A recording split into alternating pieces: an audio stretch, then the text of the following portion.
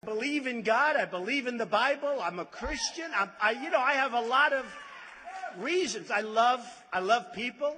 Do you guys remember when Donald Trump was president and got COVID?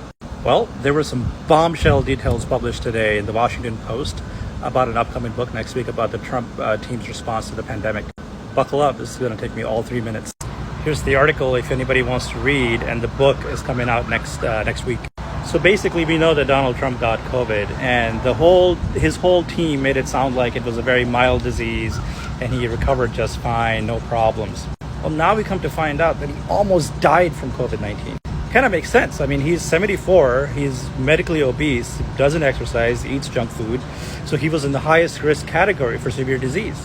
And his team, because he's the president of the United States, pulled out all the stops to get him the best treatment possible at the time. Stuff that wasn't available to regular Americans. The crazy part is even Mike Pence's team didn't know what was going on, honestly.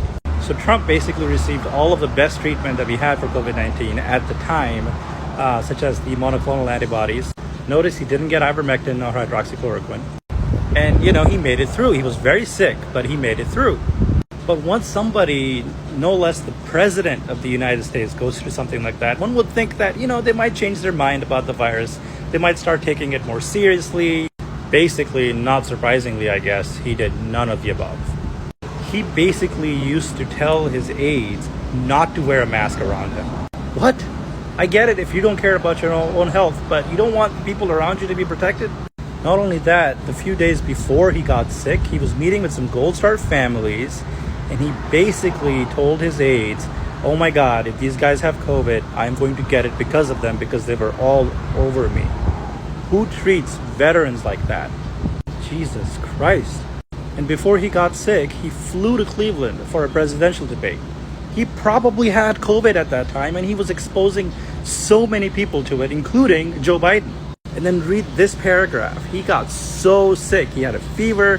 His blood oxygen level went down. He was on the verge of being put on a ventilator. And all of his aides, White House officials, had no idea that this was going on. And so many of them had met him the week before and probably were exposed as well. Everybody was telling him that he couldn't continue his behavior, his careless behavior, because he was putting people at risk. And one would think that he would have a change of heart after what he went through, but absolutely not. He comes back from Walter Reed, gets to the White House, takes off his mask, and just basks in the glory.